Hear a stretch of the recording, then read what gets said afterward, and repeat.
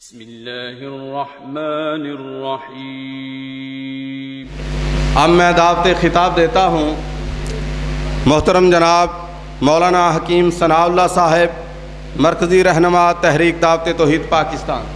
الحمدللہ رب العالمین والصلاة والسلام علی نبینا محمد وعلی آلہ وصحبہ اجمعین، اما بعد فاعوذ باللہ السمیع العلیم من الشیطان الرجیم، بسم اللہ الرحمن الرحیم۔ والعصر ان الانسان لفی خسر الا الذین آمنوا وعملوا الصالحات وتواصوا بالحق وتواصوا بالصبر۔ والعصر تاریخ انسانی کی قسم یعنی زمانہ کی قسم، ان الانسان بلا شبہ اس دھرتی میں رہنے والا انسان نقصان میں ہے، خسارے میں ہے۔ بھائی اپنی نشستوں پہ تشریف رکھیں، انشاءاللہ نماز کے لیے وقت دیا جائے گا۔ بھائی اپنی اپنی جگہ پہ تشریف رکھیں، اب اس طرح پروگرام کو خراب نہ کریں۔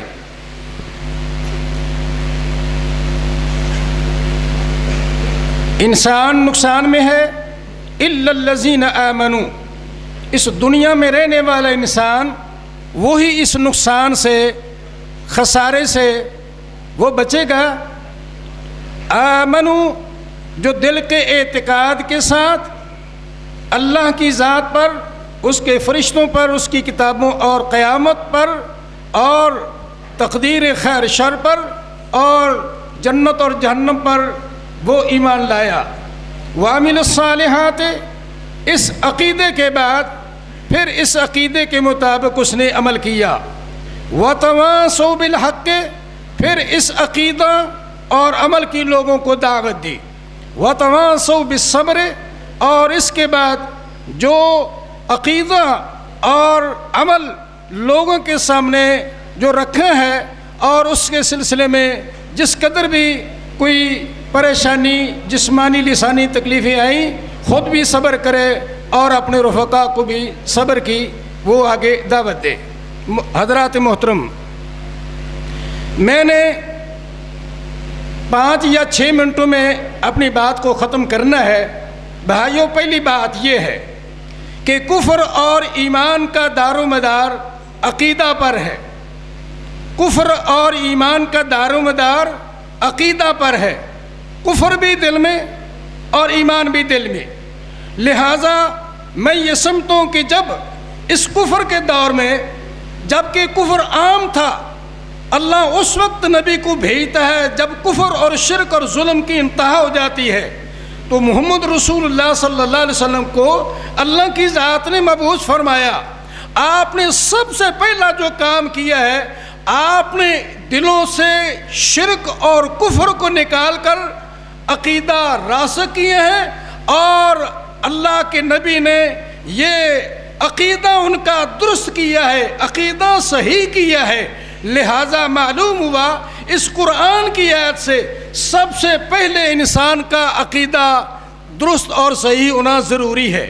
یہی وجہ ہے کہ اس اللہ کے نبی صلی اللہ علیہ وسلم نے 3 سال انفرادی دعوت دے کر لوگوں کے عقیدے کی اصلاح فرمائی، اور اس کے بعد 13 سال مسلسل نبی علیہ السلام نے عقیدہ پر ہی محنت کی ہے، جس کا نتیجہ یہ نکلا کہ جس کا عقیدہ درست اور صحیح ہو گیا، دنیا کی کوئی طاقت، کوئی کفر ان کے اس عقیدے کو دل سے نکال نہیں سکا۔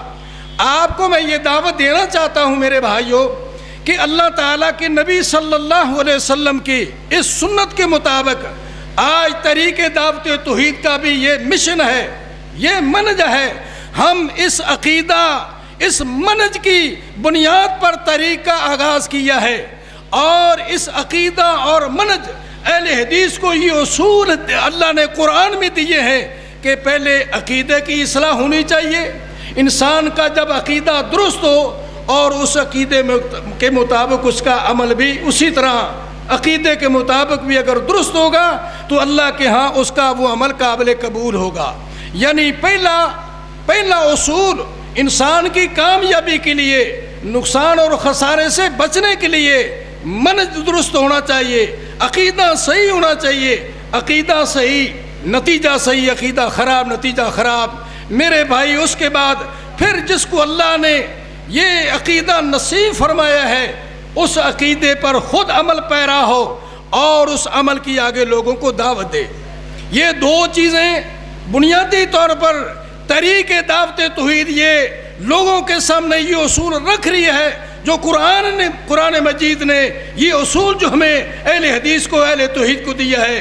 عقیدہ درست ہونا چاہیے اور اس عقیدہ پر خود عمل پیرا ہو اور آگے عقیدے کی دعوت بھی دے۔ لہذا یہ کیا ہے کہ وَتَمَاسَوْا بِالْحَقِّ، گویا کہ اس عقیدہ اور عمل کی لوگوں کو دعوت دے۔ اور اس کے بعد نمبر تیسرا آتا ہے اس عقیدہ کی دعوت میں اشاعت میں اگر کوئی مشکلات ہیں تو پھر ہر داعی کو چاہیے کہ وہ اپنی اس دعوت کے اسلوب کو درست بھی کرے، پھر اپنے نفس کو بھی سب سے پہلے یہ دعوت دے کہ صبر النفس عند کل مہم ان فی الصبر حیلۃ المحتالی۔ یہ خاردار راستہ ہے، یہ مشکل ترین گھاٹیوں والا راستہ ہے۔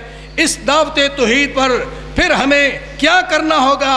میرے بھائیوں، میں یہ سمجھتا ہوں کہ اللہ کے رسول نے جن کا عقیدہ بنایا تھا ان لوگوں نے سب سے پہلا جو یہ عمل کیا ہے وہ یہ عمل تھا کہ سب سے زیادہ انسان کو اپنی جان کے ساتھ محبت ہوتی ہے۔ نمبر 2 اولاد سے، اس کے بعد سب سے زیادہ محبت اولاد کے ساتھ ہوتی ہے۔ نمبر 3 مال کے ساتھ محبت ہوتی ہے۔ نمبر 4 ملک عزیز، اپنے ملک جو ہے وہ انسان کو سب سے زیادہ عزیز ہوتا ہے۔ میرے بھائیوں، میں یہ سمجھتا ہوں کہ تحریک دعوت توحید کی یہ دعوت ہے وہی عمل کریں جس طرح صحابہ نے کیا تھا۔ اپنی جانوں کو بھی، اپنی جانوں کی پرواہ نہیں کی، اپنی جانیں نشاور کی، اپنی اولادوں کو چھوڑا اور اپنے مال کو چھوڑا، ملک کو چھوڑا۔ اس توحید کی خاطر انہوں نے ہجرت کر کے پھر مدینہ منورہ میں جا کر وہ توحید کا مرکز بنایا تھا۔ آج میں یہ سمجھتا ہوں کہ دوستو یہ طریق دعوت توحید کا یہی پیغام ہے، یہی منہج ہے اور یہی ان کی دعوت ہے۔ لہٰذا میں یہ سمجھتا ہوں کہ اہل حدیثوں آج یہ وقت ہے کہ ہم تو اپنا وقت کو قیمتی سمجھ کر ہم کوئی نہ عذر بہانے پیش کر دیتے ہیں۔ بھائیوں، یہ ہمیں اس دین پر مالی جانی ہر قسم کی قربانی دینی ہوگی۔ نتیجہ یہ نکلے گا انشاءاللہ اللہ کی توحید غالب ہوگی اور شرک پسپا ہوگا اور بدعت جو ہے یہ بھی انشاءاللہ مغلوب ہوگی اور سنت غالب آ جائے گی۔ اللہ سے دعا ہے اللہ مجھے اور آپ کو توحید کی اللہ صحیح معنی میں پہچان نصیب فرمائے، اس کی دعوت دینے کی بھی اللہ توفیق عطا فرمائے۔ وآخر دعوانا الحمدللہ رب العالمین۔